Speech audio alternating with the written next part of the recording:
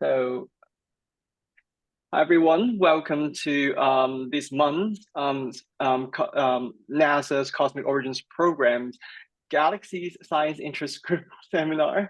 Um, uh, well, we do this every month. It's always the first Wednesday of the month. So this is the second to the last talk we have for school year 2023 to 2024. That means we're looking for speaker for this fall and next spring. If you're interested in giving a talk after seeing so many of them, please get in touch with me or Benny, or if you want to nominate someone, especially the junior folks, you're very welcome to. All these talks are recorded and we put them on YouTube. So you can share it with your colleagues, or in 20 years, point back at the talk you gave when World is launched. So think about it. And also, if you want to get involved with the organization and play a role in the Galaxies Science Interest Group, or just want to learn more about what we do in general, you can also get in touch with me and Benny. All right, so without further ado, let me introduce our speaker for today. Today we're going to hear from Burçin Mutlu-Pakdil, and she's going to tell us about Dwarf Galaxies yesterday, today, and tomorrow, and she's now at Dartmouth College. So Burçin, take it away. Thank you so much for the great introduction, and thank you for the invitation. Today I will talk about Dwarf Galaxies Science Revolution, and I am an observational astrophysicist, and I study extreme galaxies to understand the universe. And we are now living in a very exciting era of deep and wide field imaging, and these imaging surveys are changing the field with new discoveries of faintest and smallest galaxies. And in this talk, I will mostly focus on the precursor science for habitable worlds, and I will mostly focus on the smallest and faintest galaxies that are called ultra-faints. But before I continue, I think I should clarify how faint is ultra-faint. So we now know that Milky Way is not alone, and it is surrounded by satellite galaxies. The most famous one is Large Magellanic Cloud, LMC, which is 10 times fainter than Milky Way. Leo 1 is another satellite. It is 10,000 times fainter than Milky Way. And Eridanus 2 is another satellite, but this barely visible system is an ultra-faint galaxy, and it is 1,000,000 times fainter than Milky Way. So the term ultra-faint is very appropriate to describe these faint systems. And due to their intrinsic faint nature, it is very hard to find them and study them. But you might ask, why should we care about these very tiny galaxies, right? So, well, they might be key to answer some of the most pressing questions in astronomy. So they are not the only the faintest and smallest galaxies. They are also the most dark matter dominated systems in the universe. So what we are seeing here is a luminosity versus a ratio to total mass to visible mass. And we can clearly see the dwarf galaxies are dominated by something other than their star, dark matter. And detailed star formation histories of ultra-faint dwarf galaxies revealed that by 12.8 billion years ago, about 80% of their stars had formed, and similarly ancient stellar population of these systems suggests that star formation in smallest dark matter subhalo was suppressed by a global outside influence like ionization of the universe. And then detailed spectroscopic studies of ultra-faint dwarf galaxies reveal that they are extremely metal poor, and the stars in these systems, in each system, have a metallicity range. So we can see these metallicity dispersion actually distinguishes these systems from globular clusters. indicating that they are the star formation in these systems lasted long enough that supernova enrichment happened, and then gravitational potential was deep enough for not all supernova ejecta to escape the system.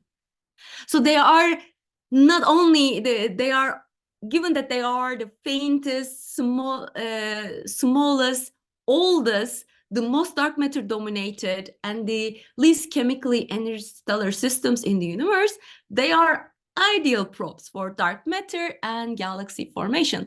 So hopefully so far I convinced you all that we must find them and study them. And then now let's look at the exciting discovery timeline for very nearby ultra-faint dwarf galaxies. So here what we see is the time, the year, and in y-axis we see the total number of galaxies known at that year. So if you look at the 2 decades ago, only a dozen dwarf galaxies were known, and then Sloan Digital Sky Survey happened, double the number. Dark Energy Survey happened, found many more, and with better images of sky and better sky coverage, now the number reaches about 60. And each discovery provided an exciting window into our understanding of the universe. Now we can look at a few interesting examples. One interesting example is Reticulum 2. It is a Milky Way ultra-faint dwarf galaxy. It was discovered in Dark Energy Survey. This is the image. You cannot really see the galaxy there in the image, but if we select the stars that are consistent with old and metal poor stellar populations in color magnitude space, we can actually see the overdensity of the stars. Here, the red stars, the red is highlighting the probable members of Reticulum 2. But again, like, discovery is actually the first step in the long story. After the discovery, then the race is on to get the spectroscopic and deep imaging follow-up observation of these candidates to characterize them and understand their nature. And a spectroscopic study revealed that Reticulum 2 has our process elements 2 to 3 orders of magnitude higher than any seen in any ultra-faint galaxies seen thus far. So then we can look at here abundance ratios for reticulum is highlighted here with red, and other colors are representing other ultra-faint galaxies that are observed. And the gray points are just the Milky Way halo. And this orange region is where the models predicts for abundance ratios when the source is neutron star merger, and the brown region is when the source is supernova. And it is clear that Reticulum 2, our process elements in Reticulum 2 is inconsistent with a supernova source. So this suggests that our process elements in Reticulum 2 is a result of a rare event like a neutron star. And this also shows that all stars in dwarf galaxies provide a novel way to approach the origin of elements. And another interesting result came from Eridanus 2. This is a deep follow-up imaging campaign for this interesting object. And this deep imaging with Magellan Megacam revealed that Eridanus 2 has a central star cluster. This red line here is the half-life radius of the system. And this middle panel is the zoom in to the center, and we can see the clustering of stars here. And here we see the color magnitude diagram for Eridanus 2 and for its star cluster. And from this, it is clear, even at distance 307 kiloparsec, Eridanus 2 is one of the most distant Milky Way satellite known. But even at this distance, it doesn't show any sign of recent star formation. So we can use this galaxy actually to place constraints on models of quenching in dwarf galaxies. And interestingly, the spectroscopic follow-up revealed that there is a velocity dispersion, suggesting it's indeed dark matter-dominated galaxy, not a star cluster. And the existence of a star cluster in this tiny system actually helped us put constraints on dark matter candidate Macho and ruled out Macho as dominant dark matter at 10 to 100 solar masses.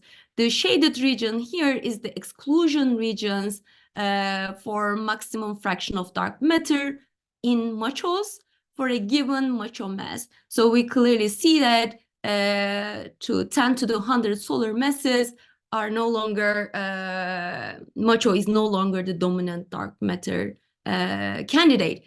So in short, like it is clear that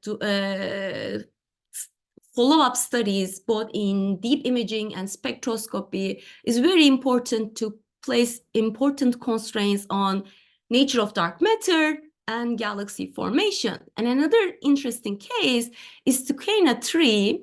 This is the stellar density map of Tucana 3. The main body can be seen here, and we can also see these tails in the ground-based imaging and suggesting a tidal disruption. And then later, spectroscopic studies revealed a velocity gradient across Tucana 3 over about 3 degrees, not 100, 3 degree on sky. And again, supporting a significant tidal disruption for Tucana 3.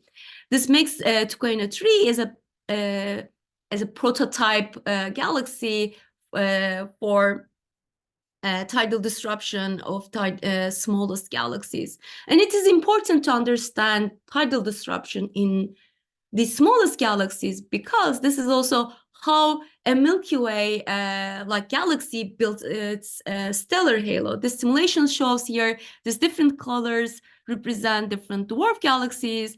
We are seeing the accretion of dwarf galaxies. They are moving. They are get ripped apart due to the main host galaxy. Some of the stars are ripped apart and formed into these stream-like structures. And these structures can survive for a long time and can act as a fossilized remnant of galaxy formation. Now that we have these simulations, what we can do, we can count the number of surviving dwarf galaxies and the streams and study their properties and their distribution within a halo and compare this to the observed models and what they predict. We can put strong constraints on nature of dark matter and galaxy formation. And in addition to studying individual galaxies, individual dwarf galaxies, ultrafaints, we can look at them as a whole population too. Dark Energy Survey collaboration actually did a huge effort in injecting systems, dwarf galaxies into survey data to derive detectability of Milky Way satellites as a function of their distance, size, luminosity, location on the sky. And this allowed observation selection function, which can then later be used to forward model the full sky Milky Way satellite population. This is done by Nettler et al. Again, Dark Energy Survey collaboration. What we see here is this luminosity function, these brightness, and this is the number of satellites. So basically, they use the selection function from this study and did a forward modeling. And the takeaway message from the study was to be able to fit the data and reproduce a Milky Way satellite population. The existence of Magellanic Clouds and its satellites is very important to fit the data. So we need them to reproduce the Milky Way satellites. And they predicted at the end, they predicted about 200 with large uncertainties total satellites, which is also consistent with other predictions. This means there are about 150 systems that are still waiting to be discovered based on this called dark matter paradigm. And future surveys will be able to test these predictions. And Delft survey is already, it's a DECCAM survey. It is mapping the sky with enough depth to discover these systems. And with this survey is right now leading the discovery efforts in the field. Already discovered about 12 ultra-faint dwarf galaxies, and we expect to discover many more. And as I briefly mentioned, recently discovered satellites are not isotropically distributed. What we are seeing here is this is the Milky Way. Large and small Magellanic Clouds are here, and the green dots are recently discovered satellites, and they are clustering around the Magellanic Clouds, right? So this motivated several studies to try to identify which satellites accreted along with Magellanic Cloud, which one are actually pure Milky Way satellites. But the fact that Magellanic Cloud itself lives within the Milky Way halo makes it very difficult to identify which ones belongs to which. So the ideal path forward probably is to look isolated dwarf galaxies and search their halos, and to see if they are if they indeed have satellites as predicted by Lambda CDM. And Metcache and Delft deep surveys are currently doing this by using Hyper Supreme Cam and DECCAM, and they are targeting we are targeting 7 LMC analogs and 6 SMC small Magellanic Cloud analogs. And the goal is basically to explore dwarf galaxy formation in lowest mass galaxies and to test the predictions. And Metcache already discovered very interesting objects. First, dwarf is Metcache 1. It is discovered around in the halo of an LMC analog. Another one is Metcache 2. It is discovered near half LMC mass system. And the fact that these systems, we can see, right, in the images, barely resolved stars with unresolved light. But the fact that they are discovered with 8-meter telescopes tells that like to be able to follow up this, we need space telescopes. And we follow up with a Hubble Space Telescope, and it is Hubble observations confirmed they are indeed associated with the host systems, and they are actually the faintest dwarf satellites known around LMC mass systems beyond the local group. So many more, we expect many more to be discovered. But interestingly, these systems are very similar to the Milky Way satellites that are observed. And this points to a universal formation mechanisms for at least for the very faintest systems. Obviously, in addition to this nearby galaxy searches and similar searches for resolved dwarf galaxies has been performed around nearby Milky Way mass systems. One example is with CFHD MegaCam imager was used to map M81 M8, M31, and discovered all these new dwarf galaxies and stellar streams. And then Subaru again used for survey the M894 and discovered two faint galaxies, dwarf galaxies around this Milky Way mass halo, mass galaxy. And then Magellan MegaCam was used to survey in the Pisces survey to map Sene and NGC 253, and again revealed numerous dwarf galaxies and streams, substructures, gorgeous things. I was the lead of the NGC 253 survey, so I will say a few more things about NGC 253. One thing that I will highlight is these three systems. They are the first confirmed ultra-faint dwarf galaxies around Milky Way mass system beyond the local Coulomb. So this opened up a new window into ultra-faint dwarf galaxy formation in substantially different environments. And interestingly, they are very similar to ultra-faints that we observe around the Milky Way. Now that we have faint satellite systems, right, we can actually compare them as a whole population, can, for example, look at the satellite luminosity functions. And for NGC 253, this is the left one for satellite systems within 100 kiloparsec. The right one is within the 300 kiloparsec. And it is interesting that NGC 253 luminosity function is very similar to the M94 and M101 luminosity functions, the other two systems that live in a low density environment. So this suggests actually an environmental dependence for a slope of satellite luminosity functions.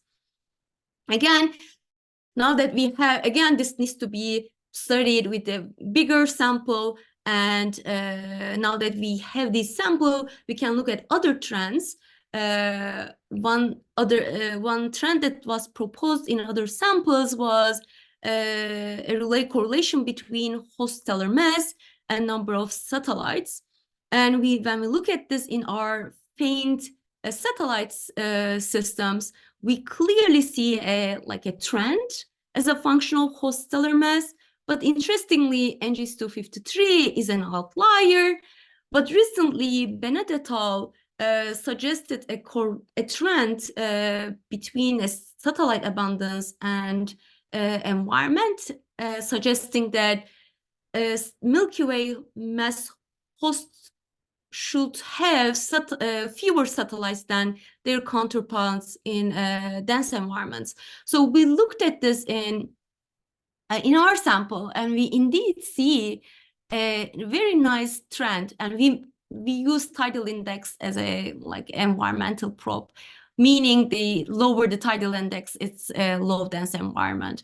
So, but we clearly see the nice trend with environment and the number of satellites. Now NGC 253 is no longer an outlier. So the fewer satellites for its host stellar mass can be explained with the environment. But we are limited with the sample, right? We need to look at the bigger sample. So we compared whether we looked at other samples, although they don't include the ultra faints or faintest satellites. We checked if the environment trend also exists in those. So first, this is the again the plot for number of satellites versus host stellar mass, right? This time we use ELF sample for satellites, which are used with the orange systems. We see this is the predicted proposed relationship between the host stellar mass and number of satellites. We see some outliers, right? But when we look at the environment, actually, these outliers are no longer outliers in environment. But then you will probably see these two guys here. And they are outliers in the environment. And interestingly, they are the only elliptical galaxies in this sample. The rest is spiral galaxies.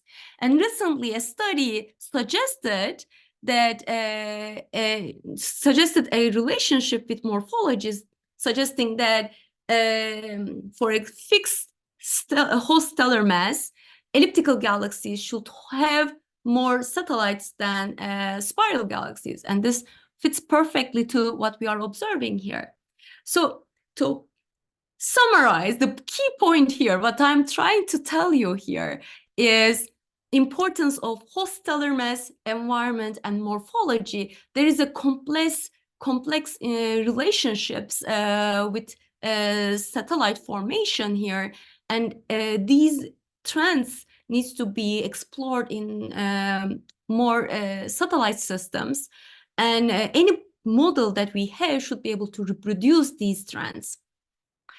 Now, there is a catch. So far, the only thing that I discussed was satellite dwarf galaxies, right? I didn't talk anything about isolated things.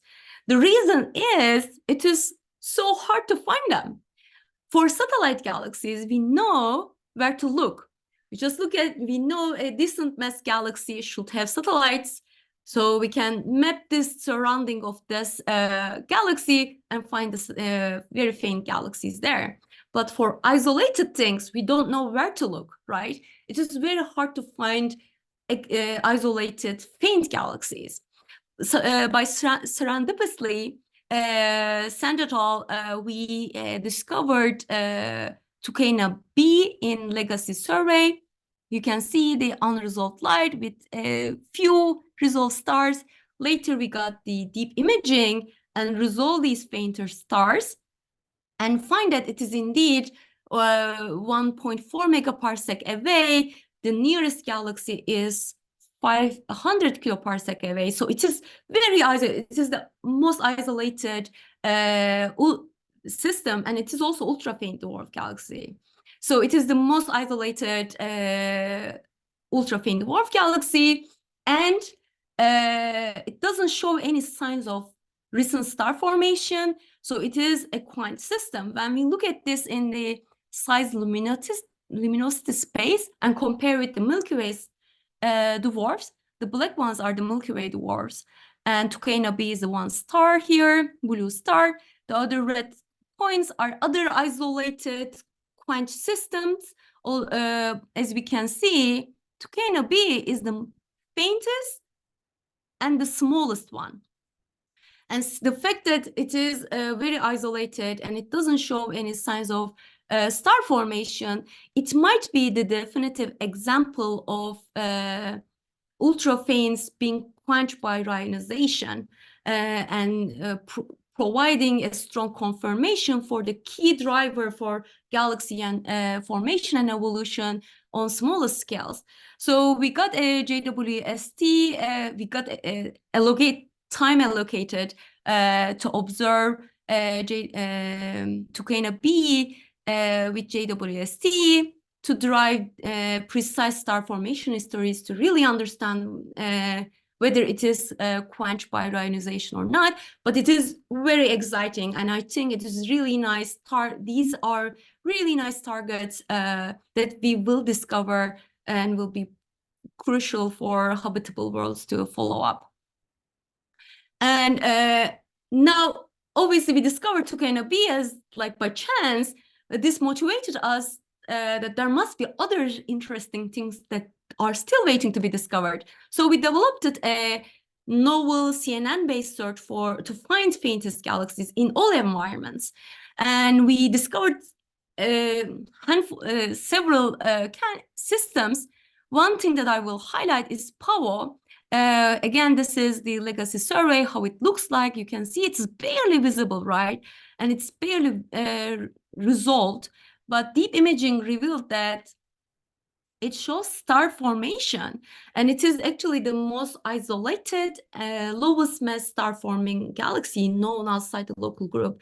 So by first finding, and then by studying these things, we can actually constrain the smallest galaxy of formation and evolution. And I think these are the precursor science for habitable worlds, because we know many more will be discovered in the next decade. Because LSSD, I'm sure all of you are very excited about Rubin Observatory and LSSD, which will create deep images of universe, right? And I did actually did a small experiment and tested with 10 years LSSD depth how well we will be able to discover these faint systems, and what will be our limits with resolved dwarfs searches. And this is what this study revealed. What you are seeing is these are the mock observations, okay? What we will be able to see in faintest galaxies in 10-year LSSD.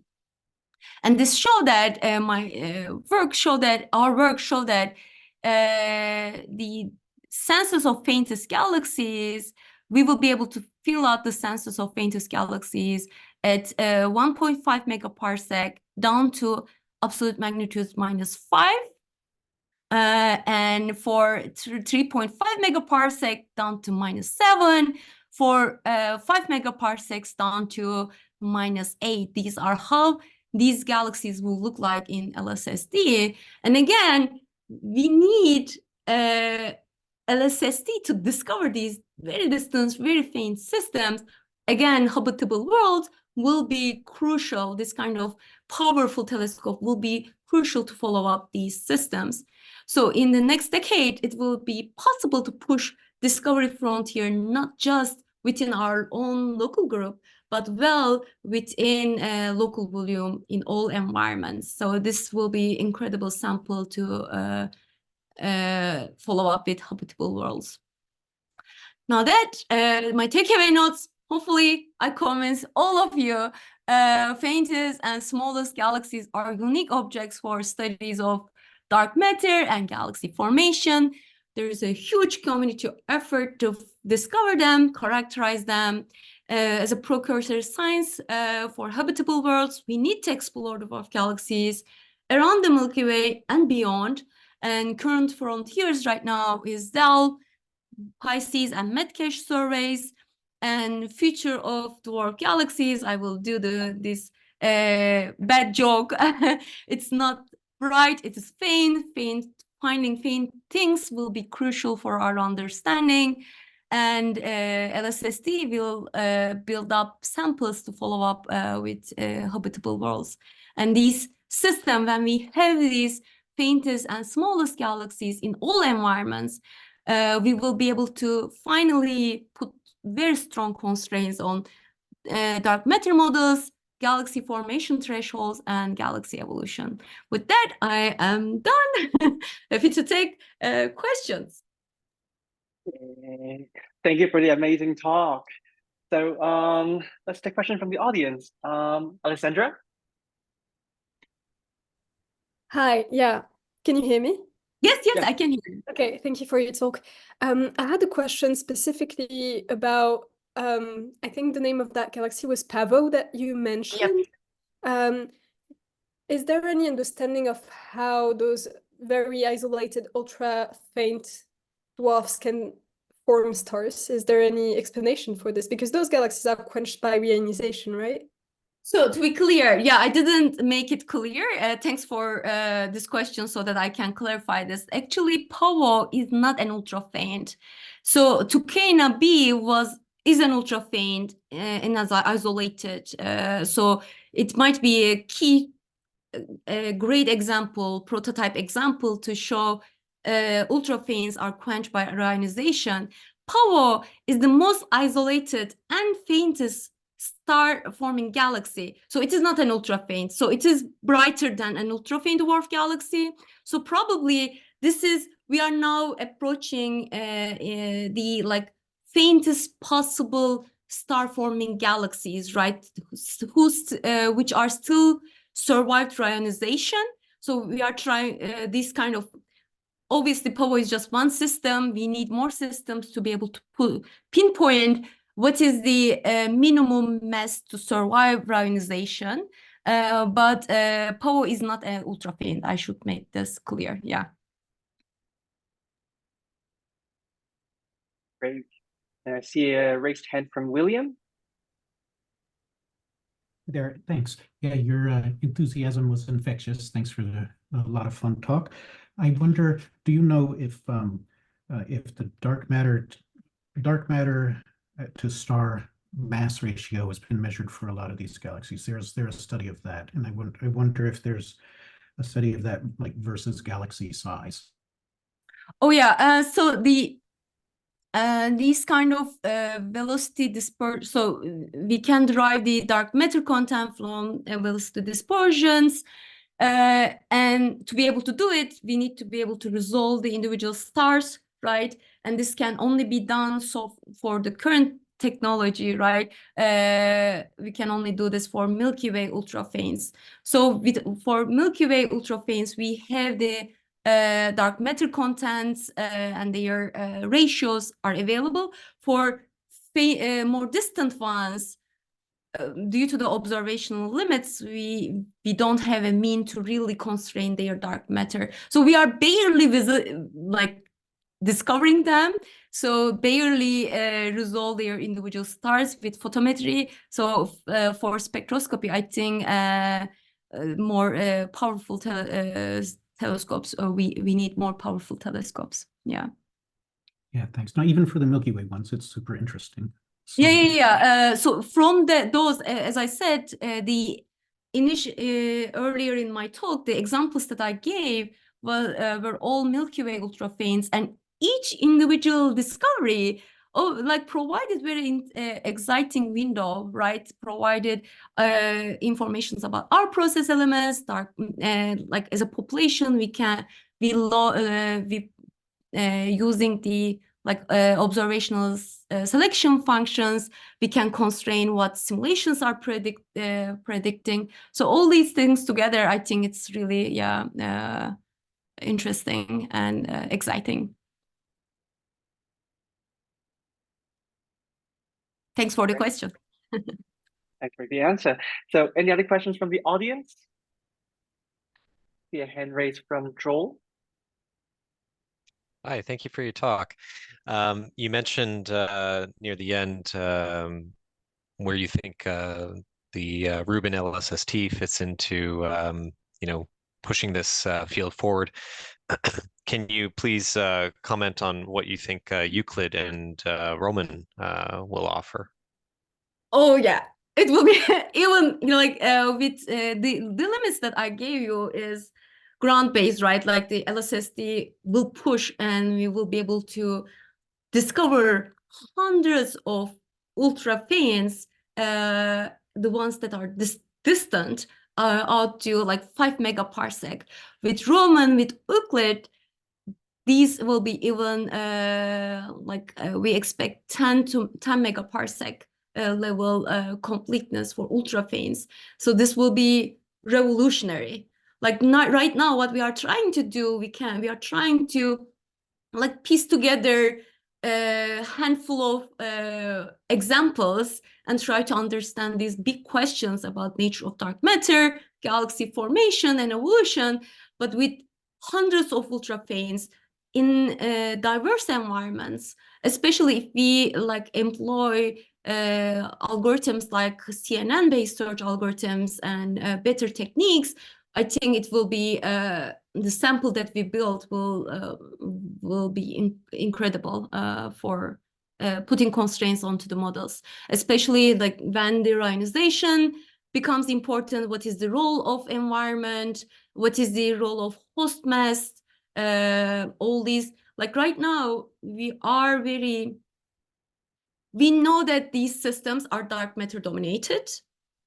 We know that these systems are ideal for studying nature of dark matter, but we also they still have there are baryonic matter effects in these systems, and these baryonic effects we haven't figured out the ionization effects. We didn't figure out the environmental effects on these smaller subhalos. So to be able to disentangle the effects of nature of dark matter and baryon effects, we need this diverse sample, right? In the faintest galaxies in diverse environments, so that we will be able to figure out like what is the environment's effect, what is ionization effect, what is nature of dark matter effect on these systems. Yeah. So I think we are we are living the right time to study these systems. All these upcoming telescopes will be revolutionary for sure. So nice question, Joel. That's actually a really good question. So next we have a hand raised from Tay. Yes, wonderful talk. I was just wondering, are there any constraints on the occurrence rate of these isolated ultra-faint dwarf galaxies, or just even these dwarf galaxies? And like, I guess, do we think that maybe they were a part of, they were a satellite that were ejected? Like, what's the kind of formation pathway for these? So there must be some, like, you know, already come into Milky Way, but later moved out. There, like, or not Milky Way, any system, right? Massive system. There are we expect some of the satellites to be escape the influence and then go away and like be isolated there.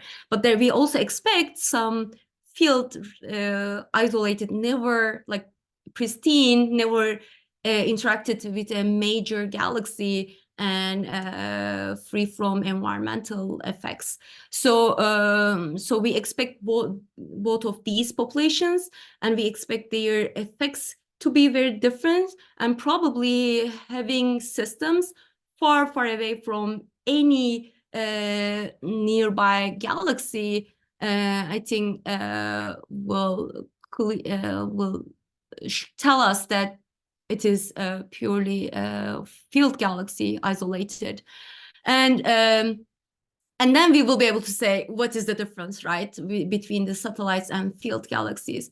For field galaxies, we expect them to the faintest ones to be quenched by ionization based on the models, and for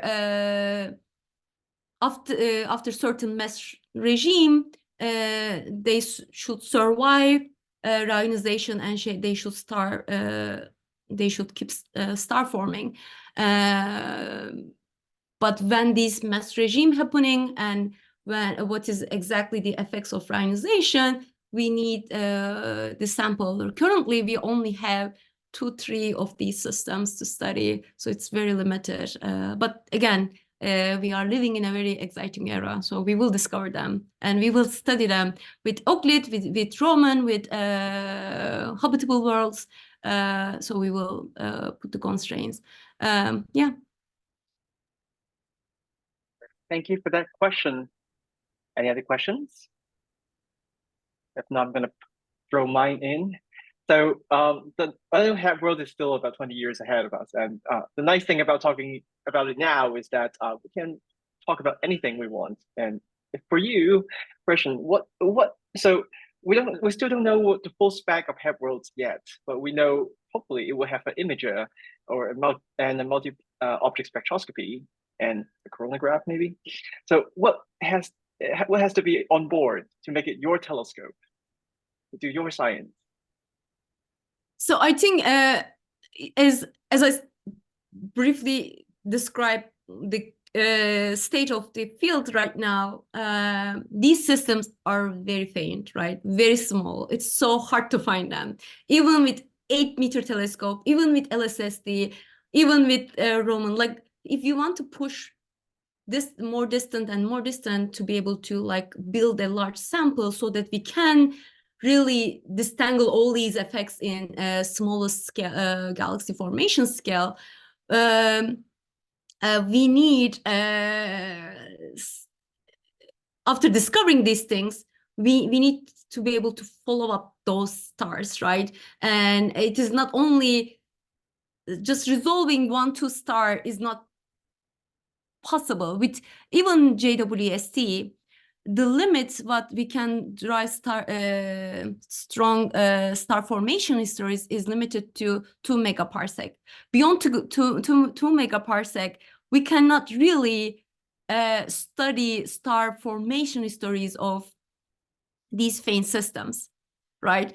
And local group is already 1.5 megaparsec, right? Like even just even with powerful telescope like JWST, we can only probe the extreme edge of the faintest galaxies at the extreme edge of local group. So if we want to really study the isolated ones, that are free from environmental effects, we need to have very good deep imaging, high resolution imagers, and they also powerful spectroscopy instruments that we can study their velocity dispersions and their like resolve their fainter stars so that we can constrain the star formation stories of these things. Right now, we are very, like, we can discover these things with LSST, but we don't know what to do after we discover them. How are we going to follow up these things, right? And as I showed earlier, like, discovering is the first step. Actually, the main thing is coming from the story begins after the discovery. We need to follow up and understand their nature. And currently, after discovery with LSST, we don't know what to do. And this kind of telescopes, future telescopes, will help us with that. So I am excited about that. Sounds like a super compelling case to make sure they have a really good imager and multi-option spectroscopy. Keep building the catalog, and we'll make sure that they know about the existence of that catalog of ultra-faint galaxies. And we are working hard to build this sample. Great, awesome. Well, any other questions from the audience? Going one, going twice. Benny, I see that you joined. I know you might be still on the road, so if you'd like to unmute and say a few words, you can. I just got out of the car. This was the most fun drive I've had in a while. Thank you so much for that talk. But yes, I realized that I joined like 5 minutes in because I was never going to make it. So you do have I was wondering about the resolve cell population, but an IFU would probably be also on your wish list. Is that right? That's correct. That's correct. Yeah. Yeah, I think we should